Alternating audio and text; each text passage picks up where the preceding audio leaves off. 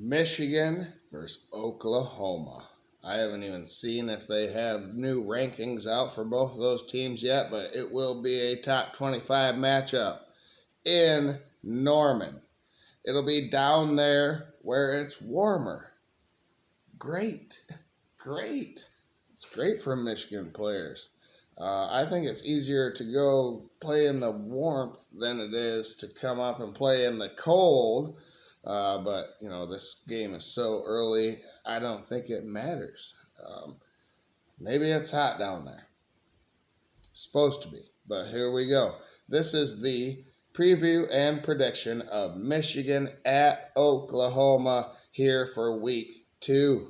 Let's go. And maybe you already know. Michigan here, Michigan there. I picked Michigan to win in the preseason.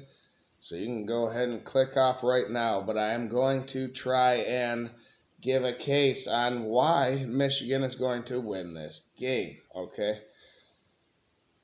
I'm going to give Oklahoma all the great benefits of the doubt. We are looking through this here together. Oklahoma's head coach is Brent Venables. He is from a former national title winning team in Clemson, where he was the defensive coordinator there. He won that twice there. His first year was not as good as Michigan's was last season. Yet both Sharon Moore and Brent Venables beat Alabama last season. So they all beat Alabama, and then Florida State did now too. So, all right. Both of these teams are infused with great new quarterbacks. Both have playoff aspirations. So this is an epic game. I want to do its due diligence in this preview here. John Mateer is the quarterback for Oklahoma. He is 21 years old now, and he had 3,139 passing yards and 826 rushing yards and 44 total touchdowns in his last year at Washington State. Now he comes into Oklahoma, and in his first game at Oklahoma, he was 30 of 37. That's amazing. Only 7 incompletions out of 37 passes.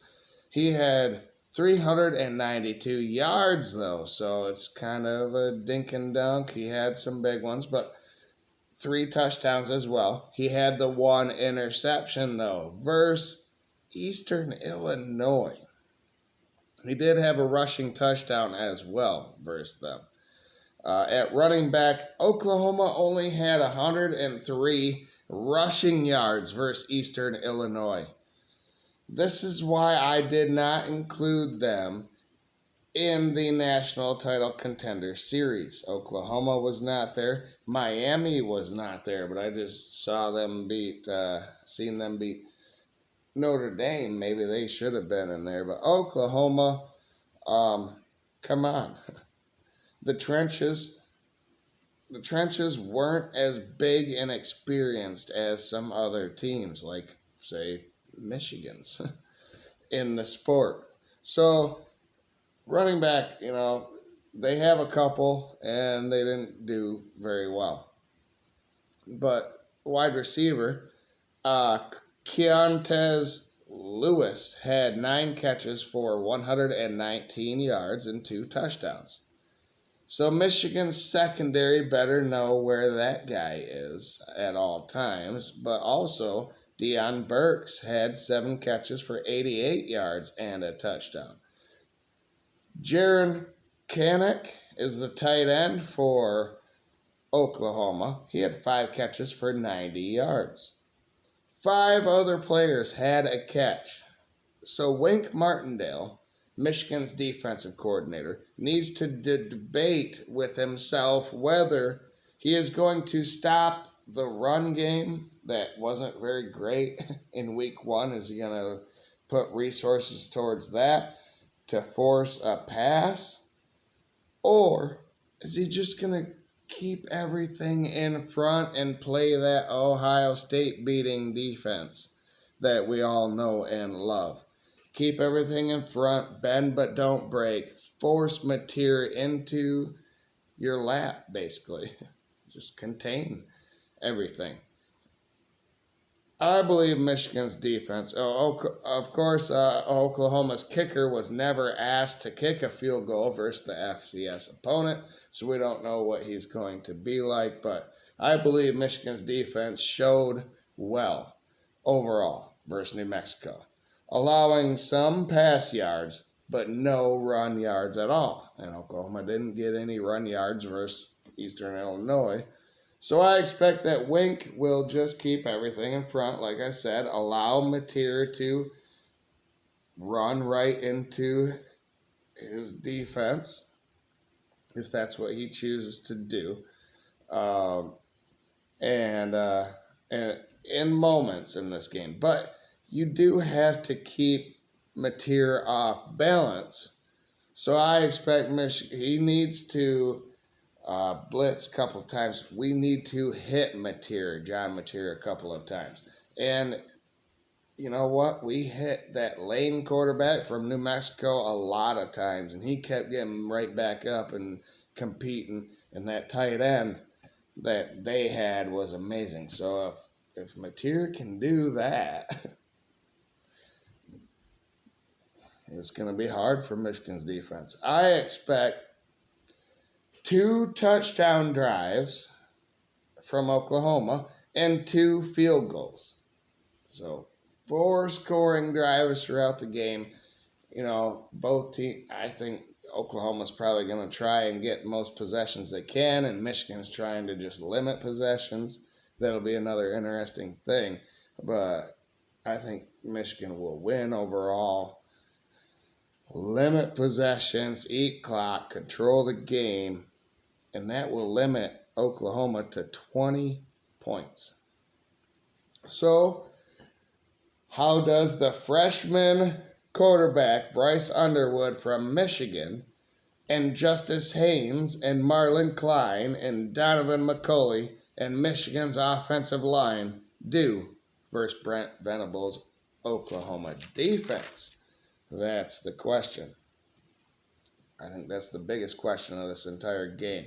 Oklahoma's defense is a massive upgrade from New Mexico's, of course.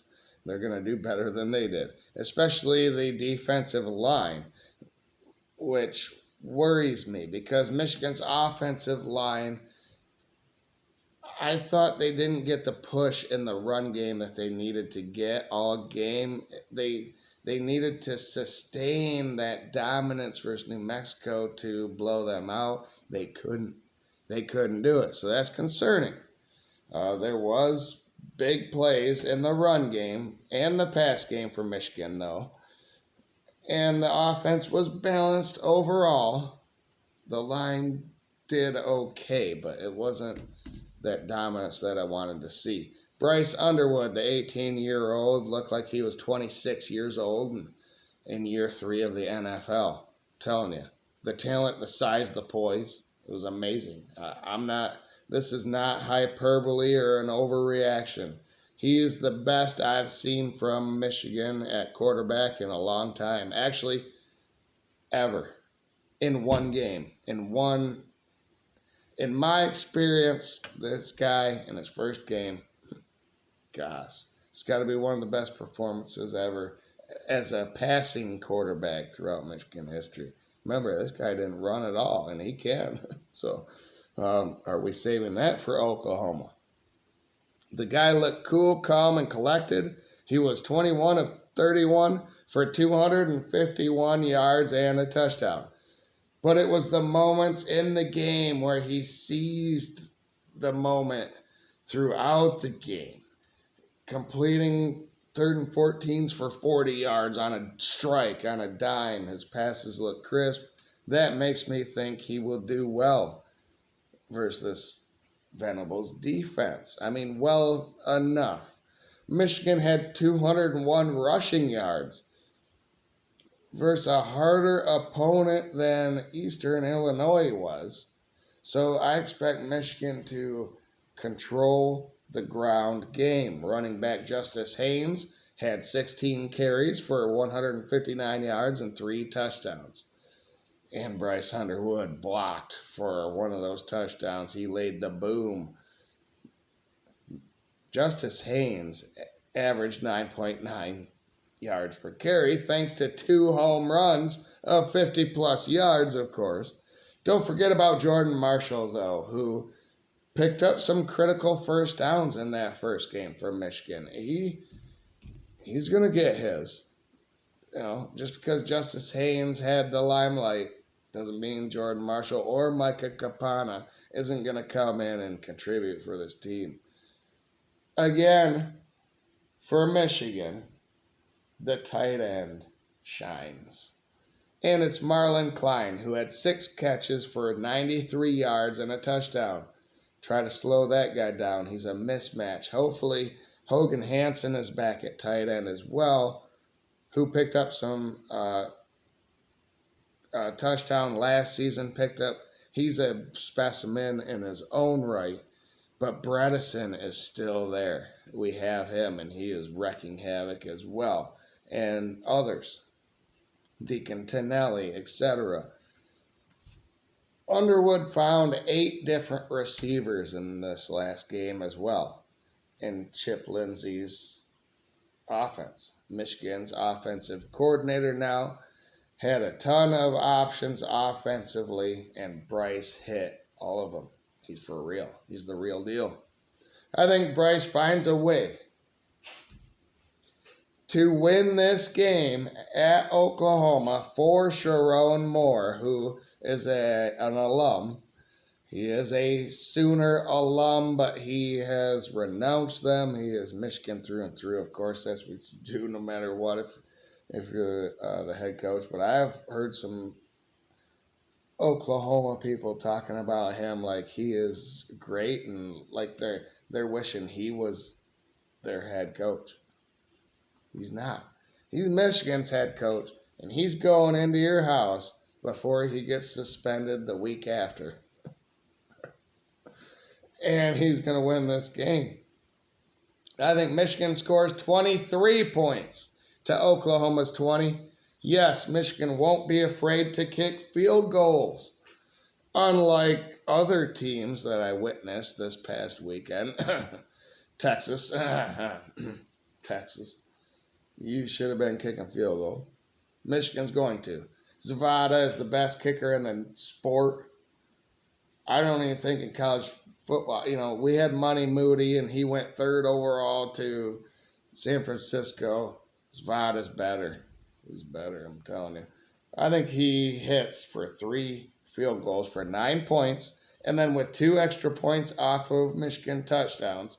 I don't know how them are going to come. Maybe just running, maybe play action, touchdown to Marlon Klein. But Michigan's going to score a couple of touchdowns in Norman.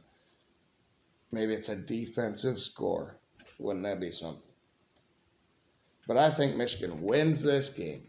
23-20 in Norman. I think the line is 4.5 or 5.5 now for Oklahoma. I don't care how hot it is. Michigan's going to go in there and win this game. Let's go Blue. What do you think in the comments below? Let me know. Have a great day out there, everybody. Either way, this is going to be an epic clash, and it's something that Michigan hasn't had in the last few years in non-conference play. An opponent that's going to show what they're capable of. Let's go, baby.